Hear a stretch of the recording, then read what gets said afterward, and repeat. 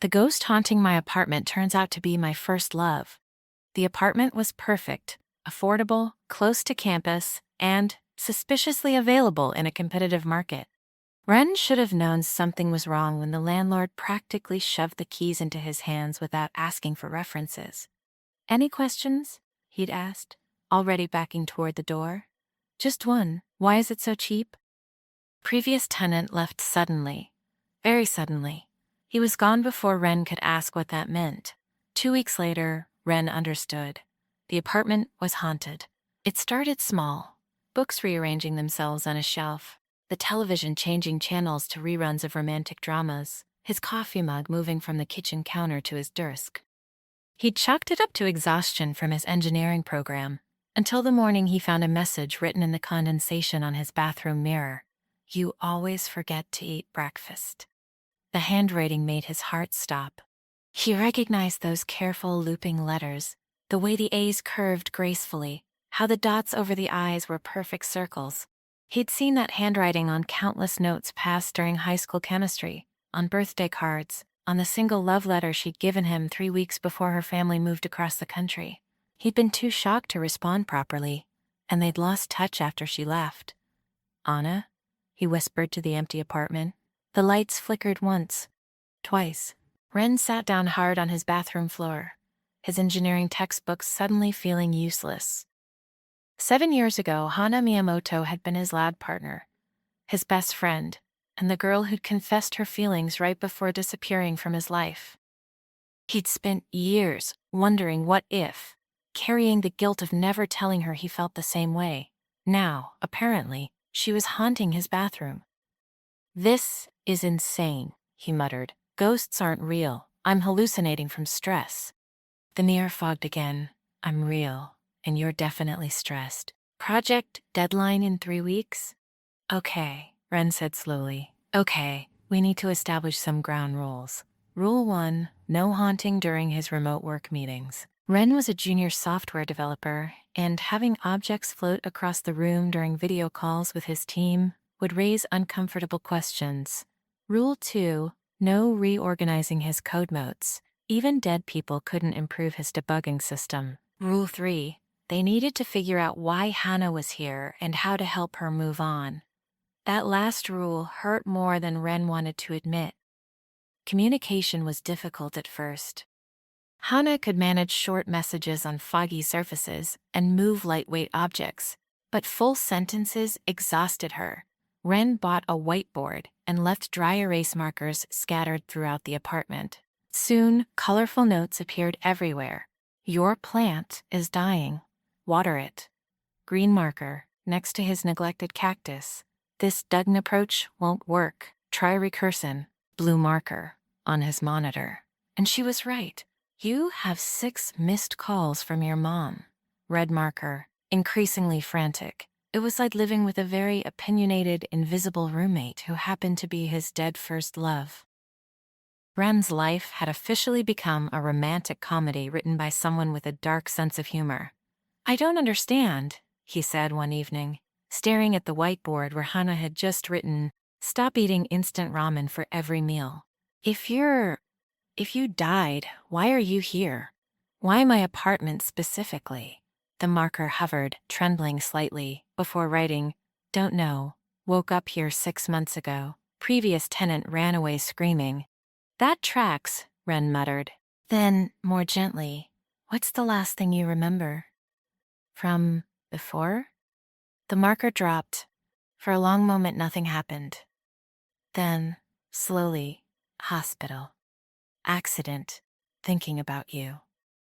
Ren's throat tightened. "Hana, don't. Not your fault." "Never got to tell you something, though." "What?" "That letter. I meant every word." His best friend Daichi showed up that weekend with pizza and concern. "Dude, you look terrible." "Are you sleeping?" "Define sleeping," Ren said, letting him in. He'd been up until 3 a.m. researching ghosts, hauntings, and unfinished business. The internet was spectacularly unhelpful. "Is the apartment really haunted, or are you having some kind of breakdown?" Daichi asked, immediately heading for the kitchen. He stopped dead when he saw the whiteboard covered in Hana's notes. Okay, that's your handwriting for the engineering stuff. But who wrote the rest? Would you believe me if I said a ghost? No. But I'd believe you're stressed enough to imagine one. Daichi grabbed 2 beers from the fridge, then yelped when one floated out of his hand and drifted to Ren. What the hi, Daichi? Still hate pineapple on pizza? Appeared on the whiteboard. Daichi went pale. Only one person knew about the pineapple thing from high school. He looked at Ren with wide eyes. Hana. The lights flickered in confirmation. But she's... Daichi couldn't finish the sentence. He'd been there when Ren got the news, had helped him through those first terrible weeks when the world felt like it was ending. How is this possible? I don't know, Ren admitted. But she's here. She's been here for months. Sorry for scaring you, appeared on the board. Ren needed someone to make sure he ate properly. Despite everything, Daichi laughed, a slightly hysterical sound. That's the most Hana thing I've ever heard. Over the next week, the three of them fell into a strange routine. Daichi visited frequently, partly to confirm he wasn't losing his mind, partly because talking to Hana again, even like this, felt like recovering a piece of their shared past. They reminisced about high school through whiteboard messages and flickering lights, laughing at memories Ren had tried to bury. But the laughter always felt borrowed, temporary. Because beneath everything was the truth none of them wanted to face. Hana was stuck, and they didn't know how to free her. Ren started researching in earnest.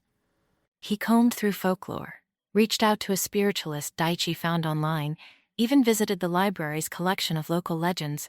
Most of it was nonsense, but one theme appeared repeatedly: unfinished business. Ghosts remained when something kept them tethered to the living world. What's keeping you here? He asked one night, alone in the apartment. What didn't you get to finish? The whiteboard remained blank for so long, Ren thought she wouldn't answer. Then, slowly, wanted to hear your answer. His heart stopped. To your letter? Yes. 7 years. She'd been carrying that question for 7 years, and then beyond death itself. Ren's hand shook as he picked up a martyr. Hana, his voice cracked. He wrote instead, I was going to say yes. I was just scared. I'd loved you for 2 years and didn't know how to tell you. The apartment went completely still. No flickering lights, no moving objects. For a terrifying moment, Ren thought she'd vanished, that his answer had been enough to let her go, and he'd lost her all over again without a proper goodbye. Then the marker lifted from his hand and wrote, Why didn't you say something? You were leaving. I thought it would be easier if I didn't make it harder for you. He laughed bitterly. Stupid, right?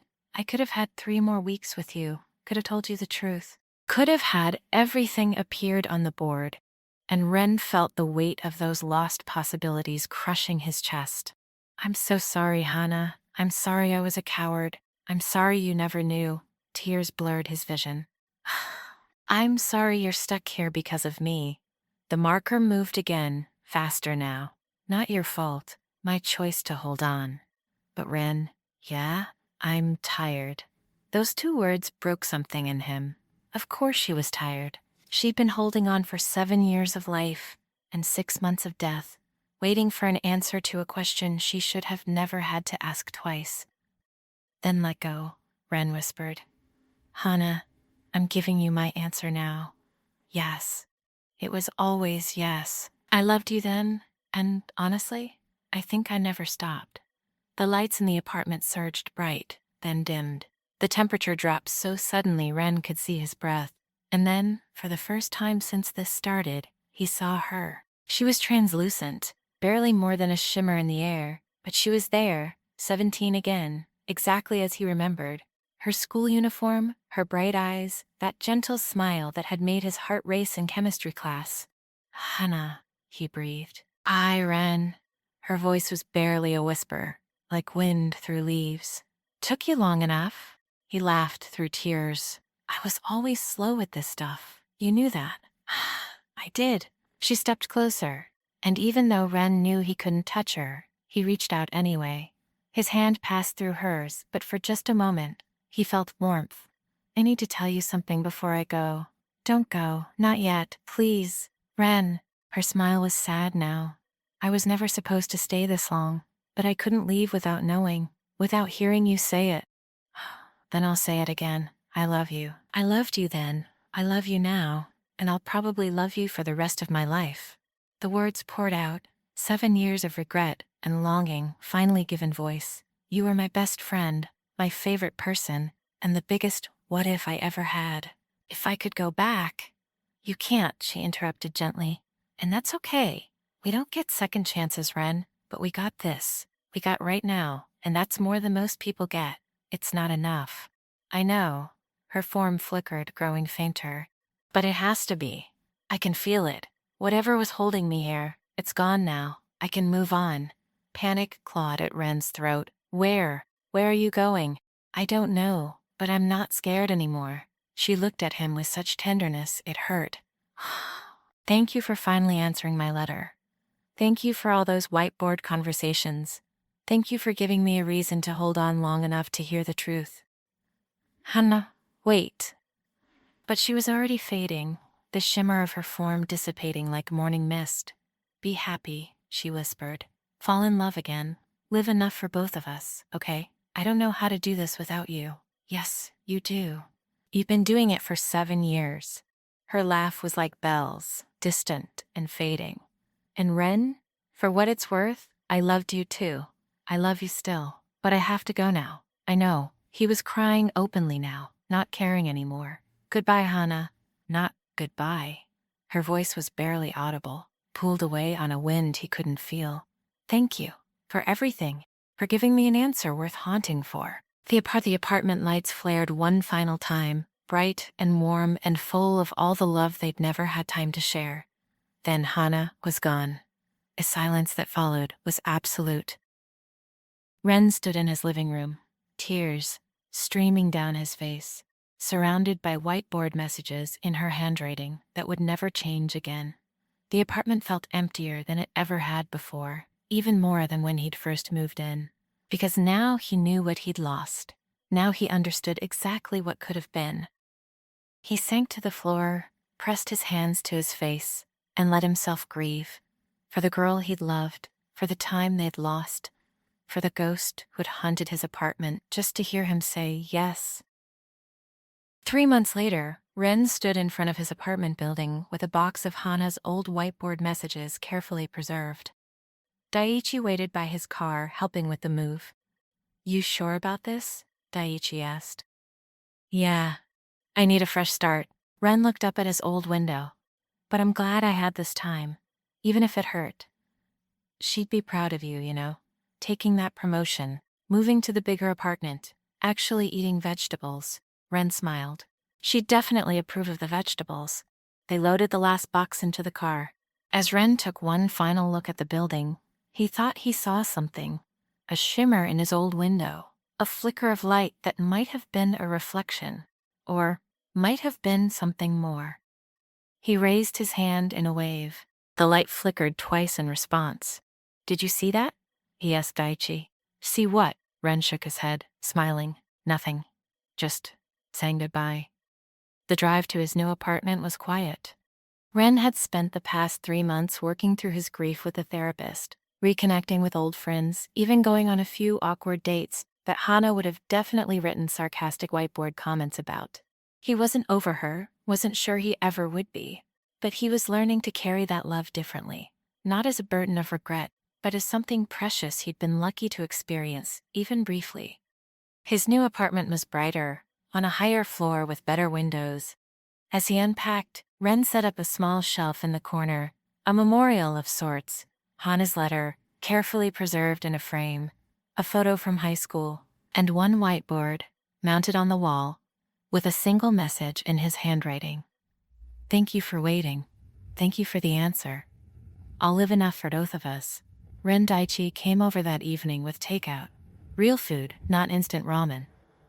They ate on Ren's new balcony, watching the sunset paint the city in shades of gold and pink. You doing okay? Daiichi asked. Yeah, Ren said, and meant it. It still hurts, but it's a good hurt, you know? Like proof that it mattered. That she mattered. She definitely mattered. Daiichi raised his beer.